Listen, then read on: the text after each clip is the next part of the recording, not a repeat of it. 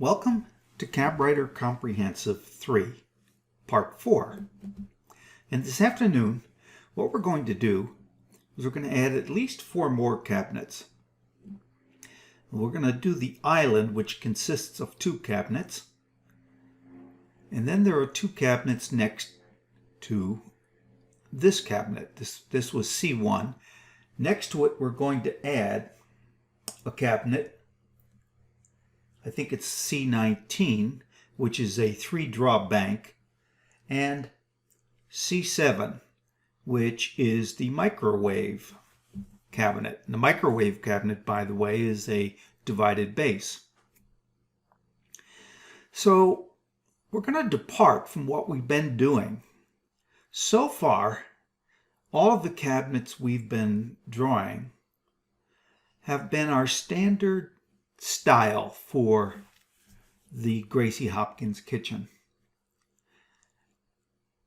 The cabinets we're going to do today are going to depart slightly from that style.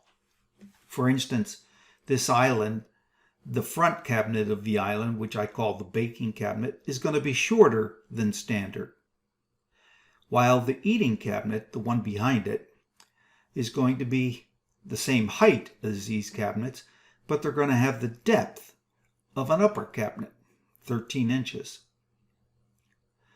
This cabinet over here is going to be pretty much standard, the 3-draw bank. But the one next to it, the microwave oven cabinet, is going to be a divided base with a non-standard height. So each of those, 3 of those, are going to require us changing parameters.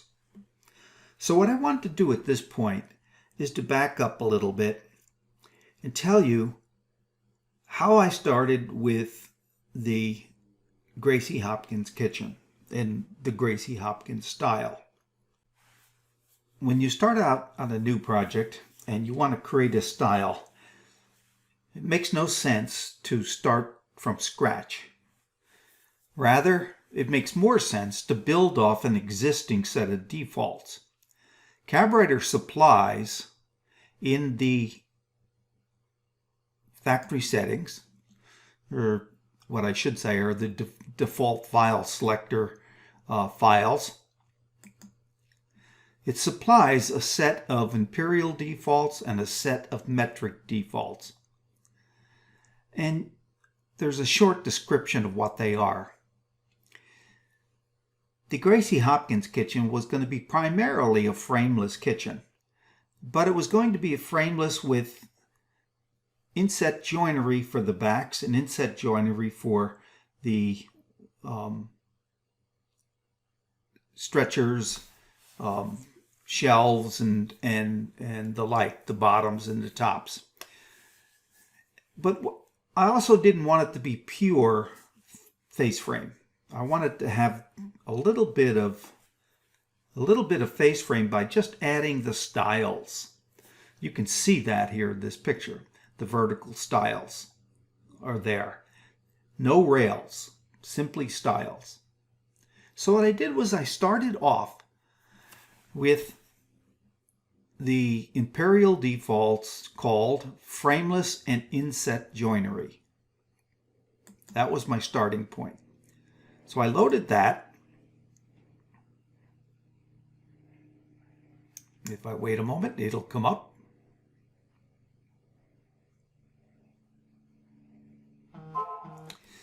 And if I look at the face frame here, notice for pure face frame, no styles or rails are drawn in either the base or the upper cabinets. Well, I wanted the styles. In fact, I wanted all types of styles except end panel styles because I'm not using any panel, any frame and panel construction here, just sheet construction. So the wall style I wanted, the opening style I wanted, sheet style, not the end panel style, finish style, connector style, blind and butt styles, no rails. I wanted the same thing for the upper cabinets, which I can change here, although it doesn't matter because this is going to end up being just for the base cabinets, but I'll change them anyway.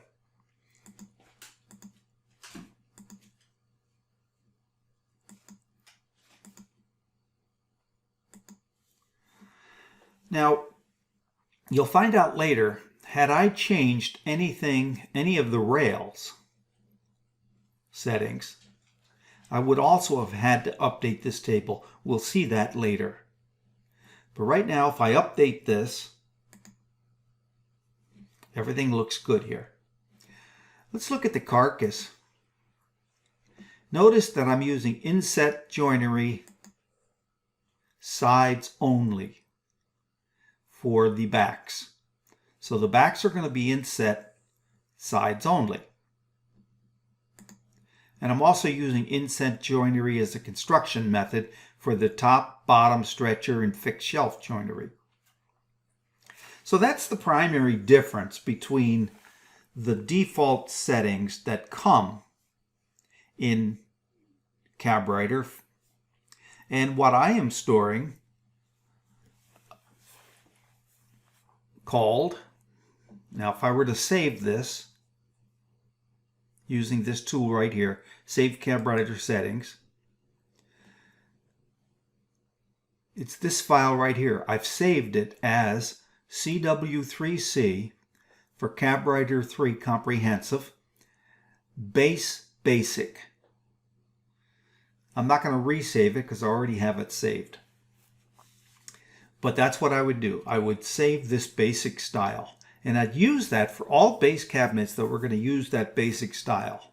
Now we're going to see later on, in fact very shortly, that I'll even have to modify this for some of the cabinets. But that's my standard base cabinet style for this project. And it's stored away. So today we're going to be drawing some other cabinets, and we'll have to go in and modify those. Now the other thing I wanted to point out is each of these tabs has a bunch of parameters with defaults. In total, there's 13 tabs, and in total there's about 400 different parameters with defaults. If you want to know what they are in detail, and you should know what they are in detail if you're going to change them, the best way to find out is to go to Extensions, cabwriter, Open User's Guide, and I'll look at this User's Guide in 100%, and let's bring in the index here. Okay, notice down here there's Appendix A, cabwriter Settings tab. Let me open that up. And this first portion in the tab, in the Appendix A, just explains what parameters are and the various tools you can use to manipulate them, save them, and restore them. And then each of the 13 tabs are described in detail. I can open up any one of these. For instance, if I were to open up the face frame and go to that chapter or that portion of the Appendix A, it'll show me what the face frame tab looks like and the defaults that come with the cabwriter when you install it. And it'll explain each of the defaults in detail. So you want to familiarize yourself with this. This actually would be a good portion of the manual to read through entirely. Could be a little boring, but on the other hand, you're going to be changing defaults frequently. And you might want to know what it is you're changing. So here it is, all 13 tabs. And you can pick any one of them and look up the default that you want to look for. By the way, in these sections, right below the picture, this heading will tell you the section of the tab that you're looking for, and this will tell you the parameter. For instance, base styles and rails. Base styles and rails. It's that section right there. The first one is wall style.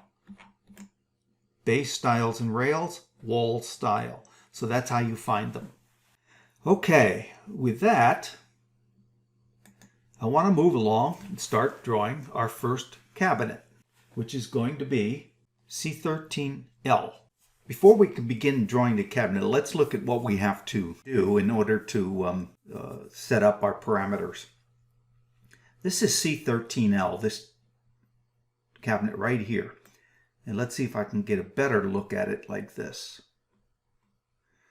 That's a little better.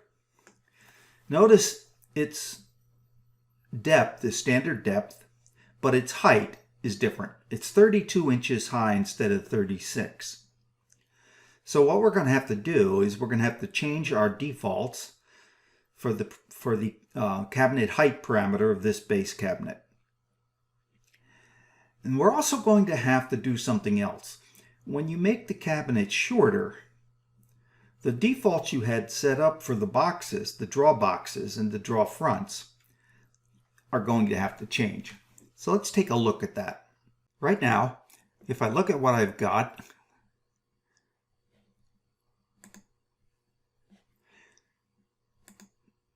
notice my countertop height is 36.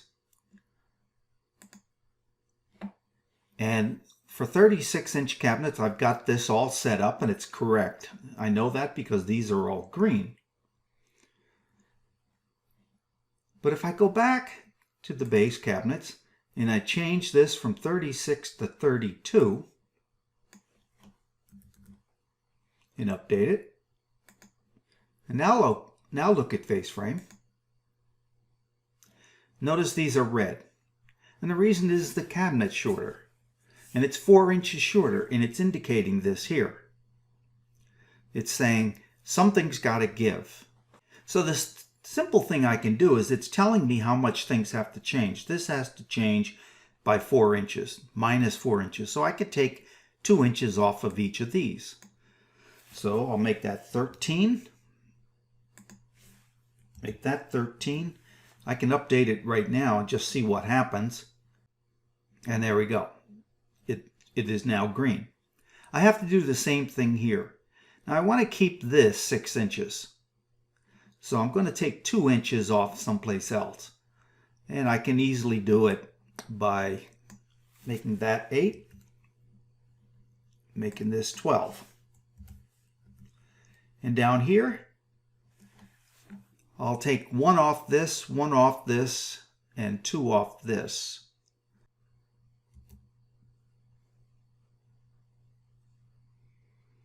So I'll make that 6.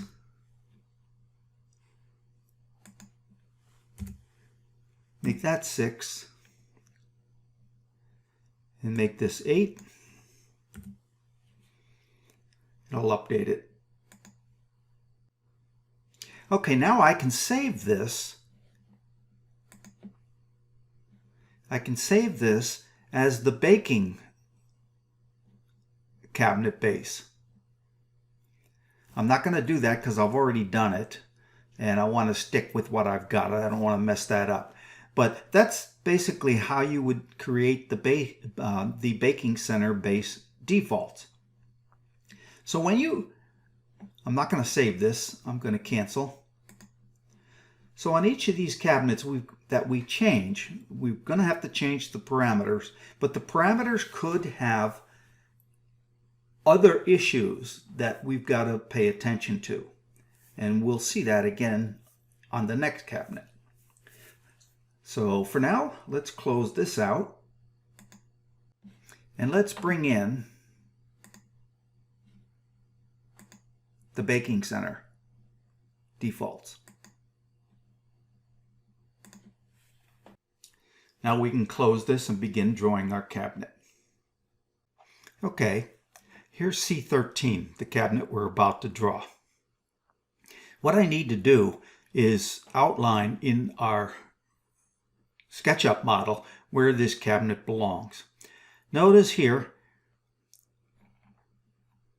it's 36 inches from the front of these cabinets to the front of these. 36 inches. The cabinet depth, well actually the two cabinets back to back, the depth of the two cabinets is 37 inches. That's from the front of the face frame of this one to the front of the face frame of this one. Here's an error in this drawing. I don't know how it crept in, but it's very, very minor. You notice this says 50 and 30 and this says 50 and 30. They both should say 50 and 1/2 or 30. So we're 1/32 off here and 1/32 off here. So what we're going to use is 50 and 1/2 here and 50 and 1/2 here. So I've taken the time offline to create that island construction lines in our drawing.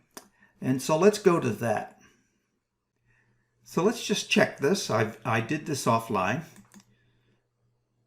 That's 50 and 1/2.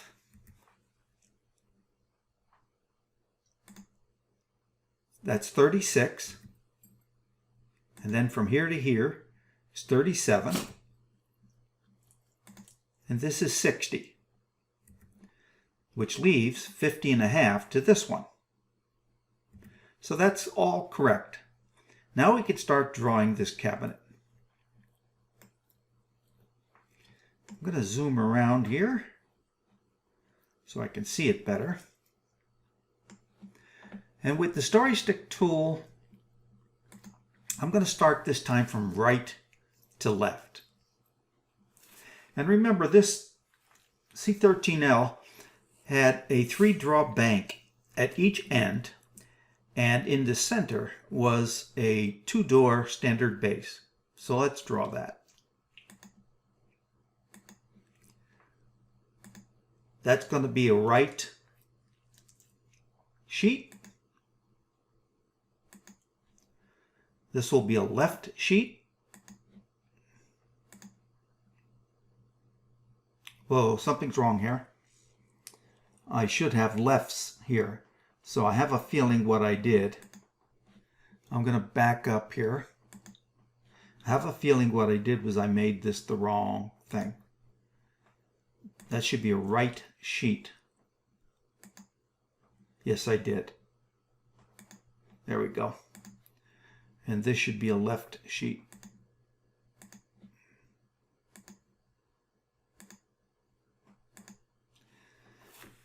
And now, if I remember correctly, the openings for the draw bank is 15 inches. So I'll use the distance tool.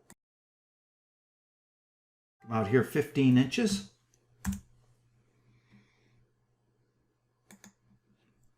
I'll do the same on the other side.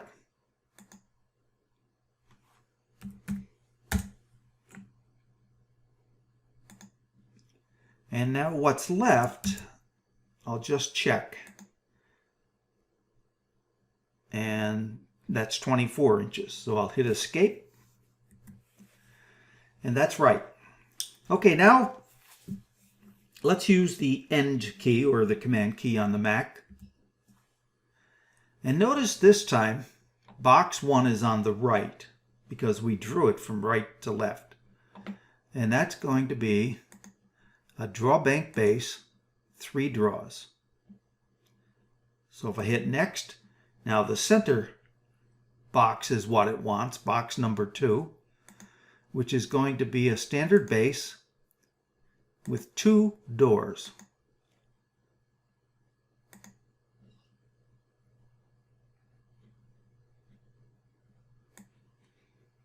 And now it wants to know about this box on the left. It's going to be a draw bank base with 3 draws. Now I'm patient.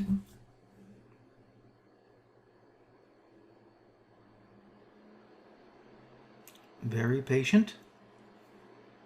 There we go. So we got what we wanted. Our 3 draw bank, standard base in the middle, 2 doors. All right. Next thing I'm going to do is make sure I've got this numbered correctly. So I'll check the numbering. And the number says C11L. Well, we already have a C11L, so I'm going to make this C13L.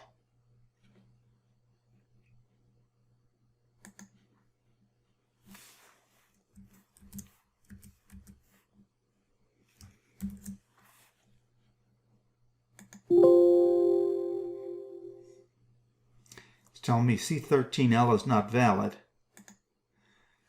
What did I do? I did something wrong. Oh, yeah, it just wants the number 13. And if I check it now, C13L. Okay. So now what I want to do is this cabinet back here.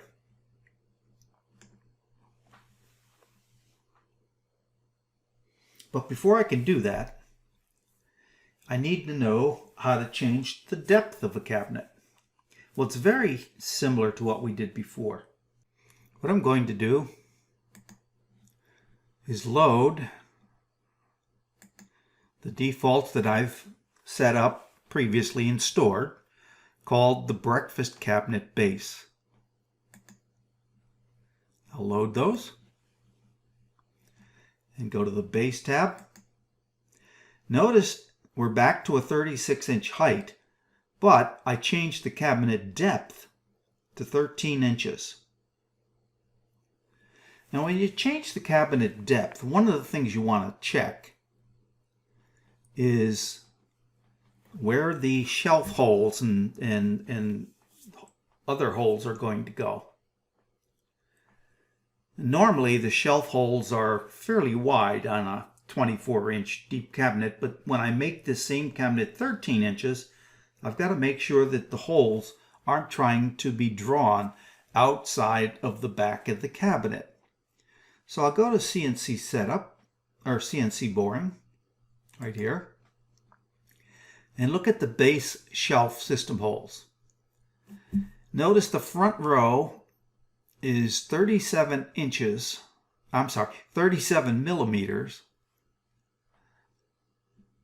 And the back row reference point is the back, and it's also 37 millimeters.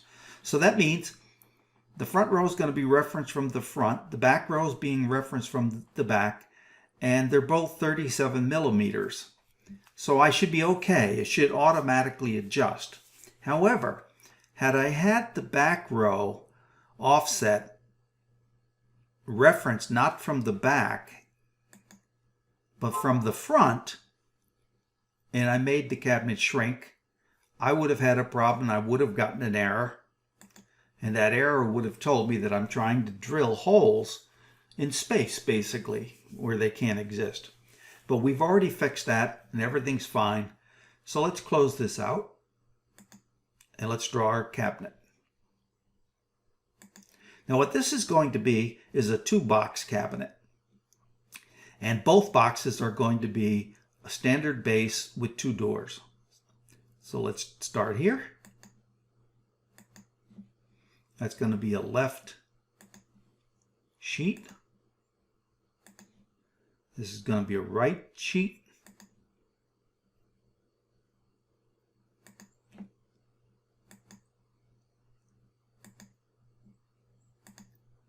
Now I don't know if we've used this tool before, but if I hit the Control key once, notice the cursor turns to a C, stands for centering.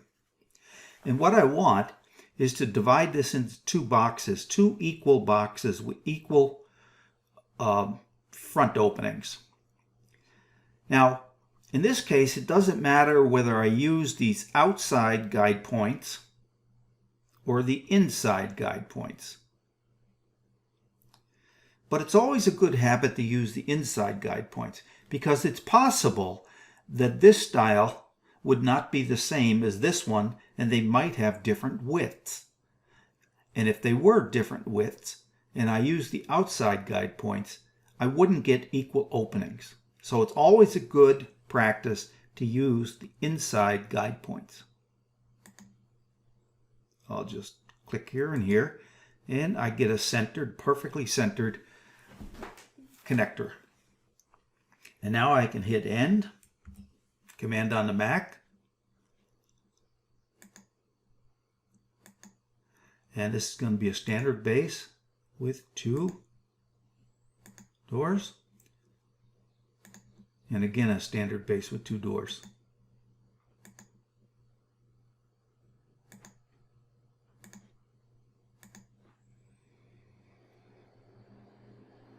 And I wait and be patient. Well, now that isn't right. And let's see what happened here.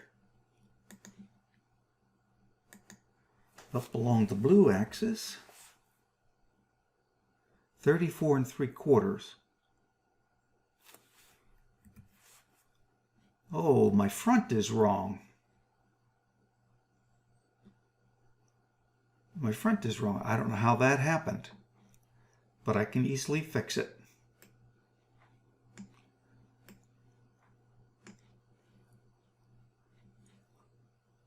This gives me the opportunity to show you another tool. Suppose I want to know what the defaults are that were used to draw this cabinet. Well, what happens when cabwriter draws a cabinet? It stores all of the defaults in every single part of that cabinet.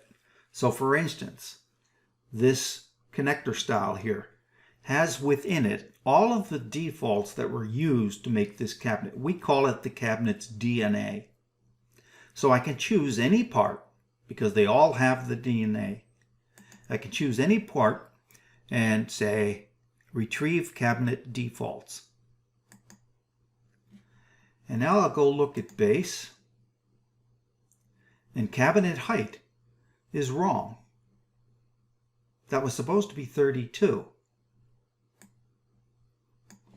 So I'm not sure what happened there. Let me make that 32.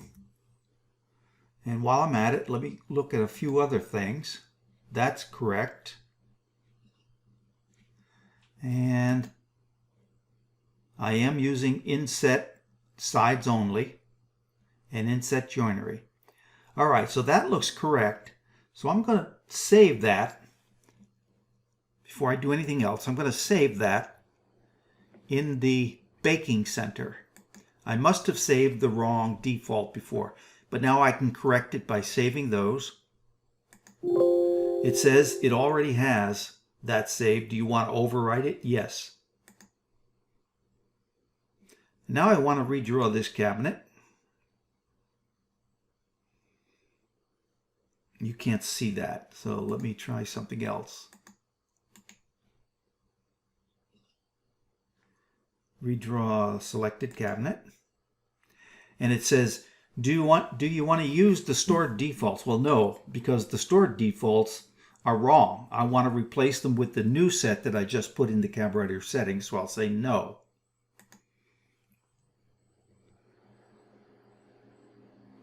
And I'm patient.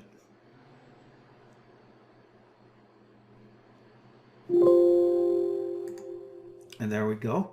Now, that's much better. Look at this. I thought I fixed this up and saved it correctly once before, but I still have a problem because while I changed the cabinet height, I didn't change the door and drawer boxes. One more time we'll do this. And hopefully we'll get it right. We'll retrieve the cabinet defaults. This time we'll look at the face frame. And sure enough, it's telling me there's an error. And I really thought I fixed this once, but apparently I didn't save it. Not a problem.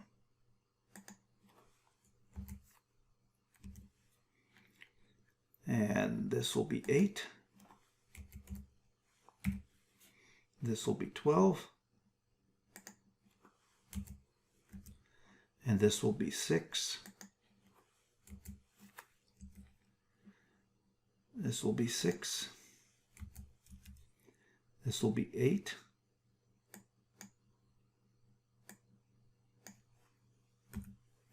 And we'll update it and see what happens. And that's correct. And so now we'll close it. And one more time we'll save it under the baking cabinet. And say yes. And we'll redraw this. And say no again, because we just made a change.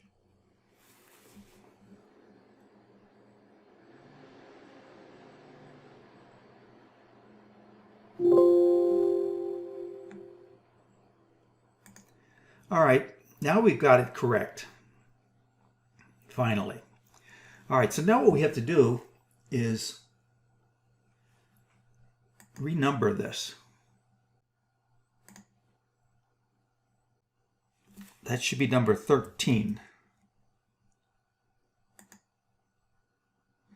And this one, by the way, should be number 11.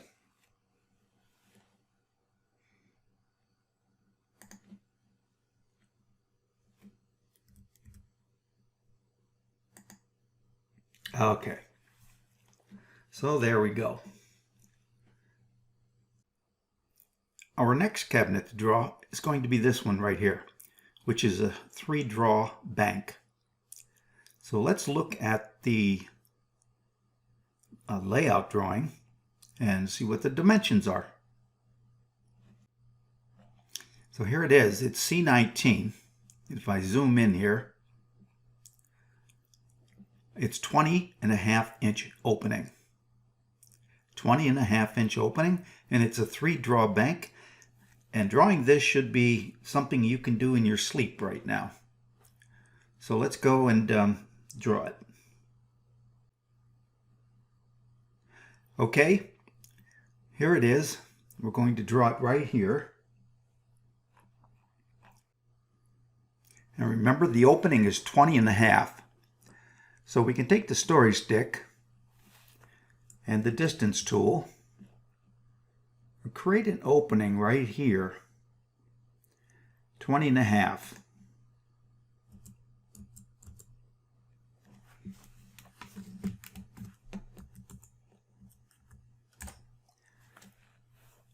Now, this is the opening, so I have to come over this side. And this is going to be a left connector because on the left side of that's going to be our microwave oven.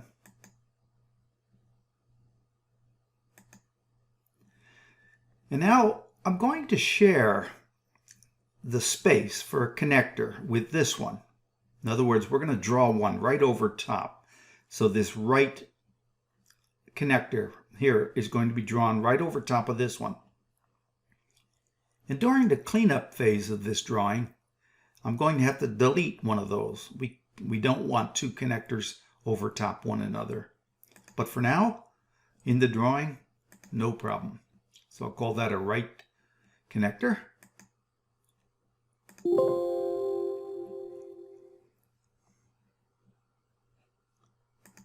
Not sure what that was about. Let me back up. In fact, let me clear my story stick. This tool can be used anytime you get confused about what you've done here and you want to start over. So I'm going to clear the story stick and draw it again. So again, this should be a left connector.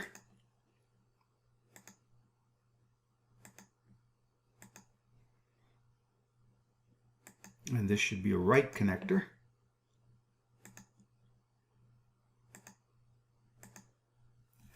And hit the N key.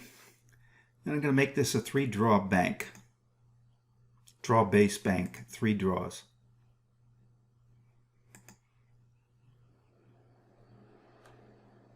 There we go. And you can see down here, there's some things drawn over top of one another, but during the cleanup phase of this project, we'll take care of all of that. We're not going to worry about it right now. Now look at the mistake I made. I forgot to change my defaults back to the set that I wanted. So let me correct that now.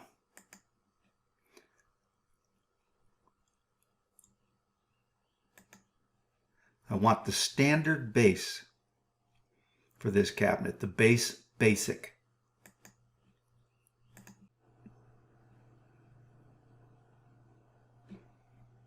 Okay, now we'll redraw that cabinet.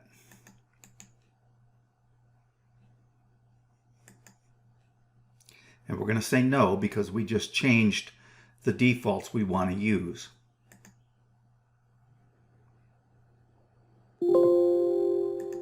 There we go. That's fixed. Now this wants to be C19. And right now it is, if I look over at the entity info, right now it's C9. So I'm going to renumber it. Remembering all I need here is the number. So I'll type in 19. And there we go. Take a look at it just to be sure. And sure enough, it's C19. Okay, now we're going to draw C7 right next to this, which is going to be the microwave cabinet, microwave oven cabinet. Now, this is going to be a different cabinet. We haven't drawn this before, and we're going to take this one a little slow so that I can explain to you how to use divided bases and divided uppers.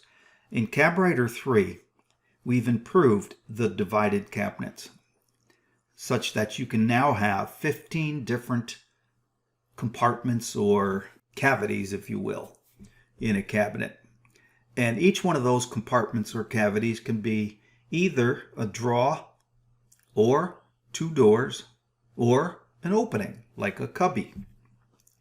So I'm going to explain all of that and take a little time to do it. So let's get on with it. But before I do, one of the things I want to do is be sure to load, so I don't make this mistake over again. Let's be sure to load the defaults we're going to use for that. And that's the microwave base right here. So we'll load those up.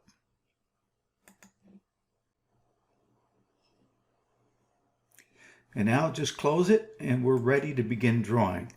And to do that, let's look at our layout drawing. This is our divided base microwave cabinet right here. It's a 1-box cabinet and it's a divided base. Let's zoom in and take a look here. Again, this is a situation where we're going to share a connecting style that we'll have to clean up later. And we're going to have a connecting style over here that at some point we're going to have to bevel, but when we first draw it, it'll be a simple connector style. The important part here is that this opening in this 1-box divided base is going to be 29 inches. So we'll remember that. And let's go and look at the finished drawing. Here's the microwave cabinet right here. And it's a divided base. It's got two compartments. This lower compartment is going to be a two-door base cabinet, or two-door compartment, much like standard cabinets, much like these cabinets here. Inside will be a shelf, and you can use it for storage. Above it is going to be an opening, and the opening is going to be used for the microwave, so you can slide the microwave in there. And it's about countertop height, slightly less than countertop height. And the height of this whole cabinet to the top of this small countertop that sits on top of it is 50 7/8 inches. That's 50 7/8 inches. On top of that, we have a very shallow standard upper, although it's non-standard in the sense that it's taller than a standard upper, and it's shallower than a standard upper. But otherwise, it's a standard upper two-door cabinet. So we're going to draw this now. And the other thing I want to mention is, notice I sort of broke from the standard style. Notice in all the other cabinets, there's no rails anywhere. But in this cabinet, and in this other divided cabinet over here, I've got mid rails. And in this one, I also have an upper rail. I did that intentionally, not to break up the style intentionally, but just to show you how in these divided cabinets you place rails and things. So let's go to our current drawing and let's draw this cabinet. I want to start out by looking at the defaults that we loaded for this cabinet and just explain them a little bit to you. If I go to the base cabinet and look here under divided base, the cabinet height I set for 49 5/8. If I put a 1 1/4 inch countertop on top of that, that would be 50 7/8, which is what we want. So this is how we set the cabinet height for a divided base. Just simply, it's got its own cabinet height, and we set it, in this case, to 49 5/8. Now, remember I added some rails to this cabinet. So let me look at the face frame. And you'll notice that in addition to the other cabinets, we've checked these two check boxes. That is, we're going to draw the top rail and we're going to draw mid rails. By the way, notice down here I've got what would normally be a problem, but it's not with divided bases and divided uppers, because divided bases and divided uppers do not use this set of inputs to determine where draws and draw fronts go. So I don't have to fix this up, and I'm not going to, but I just want to show you if I went back and took these out and updated this. These numbers are correct if I'm not drawing top and mid rails. But if I draw top and mid rails, all of a sudden they're not correct. But as I said, this isn't used for divided cabinets. So on divided cabinets, if I'm storing defaults for just the divided cabinet, which I'm doing in this case, I can ignore this error. Okay, so let's close this. I'll just update it and close it. Let's draw this cabinet. Remember that the opening was 29 inches.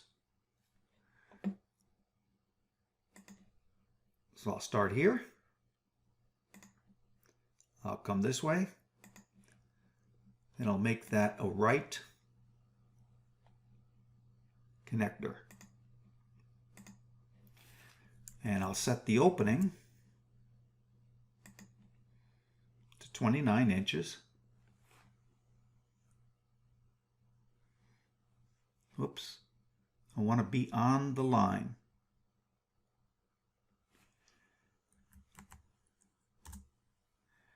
And I've got to go over this way. And I'll make that a left connector. Now watch what happens when I hit the N key. This is going to be a little different. I get my standard box selector and I'm going to choose a divided base. And I get this divided box, dialog box. Notice that I have 15 choices here for the type of cavity I want.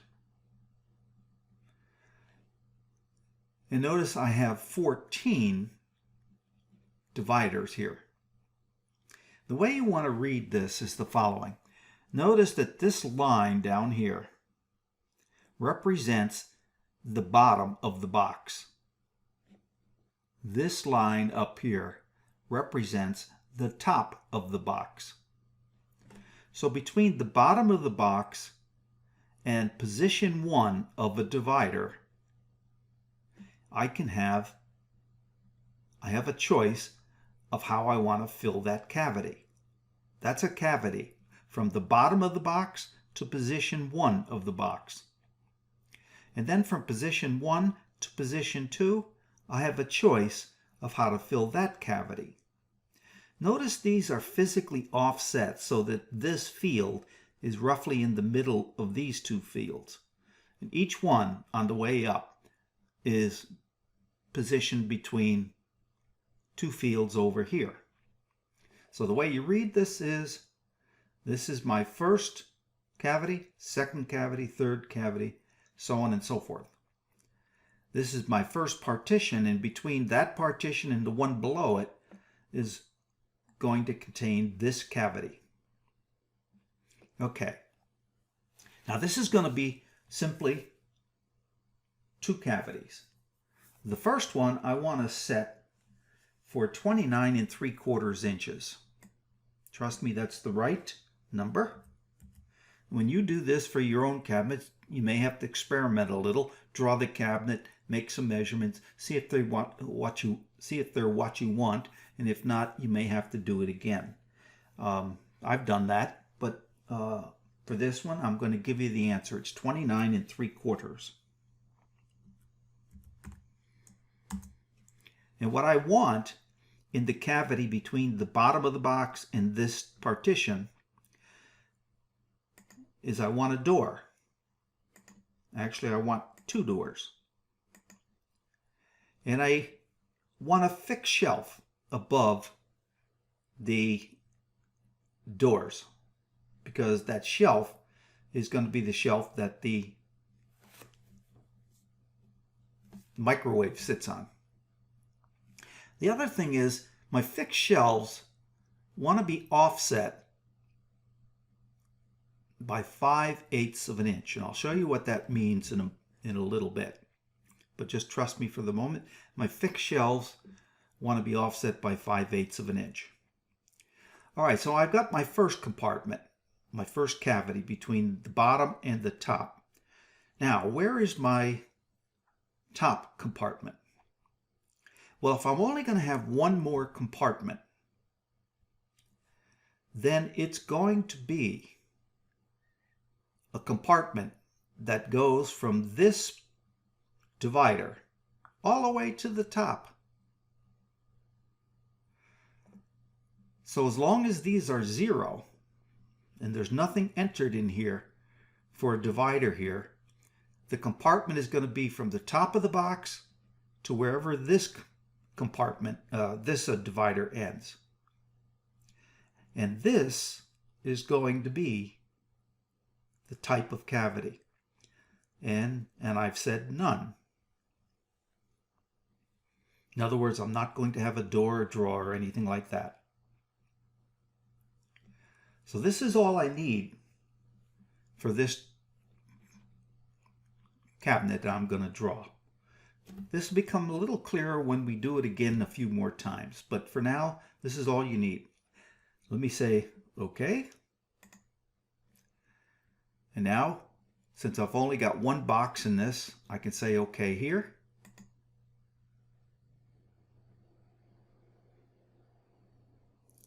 And there we go. Notice what I've got.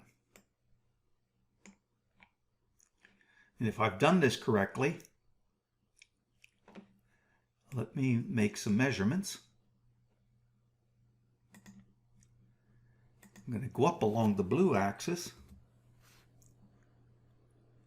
That's 49 5/8, and if I put a countertop on top of that, I'll add 1 1/4 or 1 2/8, so that'll be 50 7/8, and that's what I want.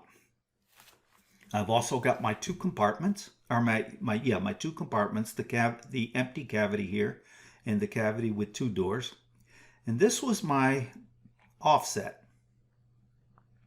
Remember, I had a 5/8 inch offset. Well, this rail is 1 inch. And if I didn't offset it, the bottom of this shelf would be lined up with the bottom of this rail. But since this is a 1 inch rail and I offset the bottom by 5/8, this sticks above by 3/8. You can do the arithmetic offline, but that's what you'll get. So by putting that 5/8 in there, I've created a shelf that's offset from the top of this rail by 3/8 of an inch. Okay. So now we've drawn that cabinet. Let's make sure that the number's correct. Right now it's saying C10, but we know it should be C7. So I'm going to renumber it to C7. And when I renumber it, I'll check it. And sure enough, it's C7. All right.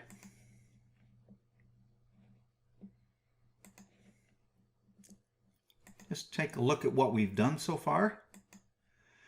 I think we have one more base cabinet to do over here. And this is a refrigerator. Oh no, we have one more base cabinet here. So we have 2 more base cabinets, which we'll do in the next video. Until then, have a good day.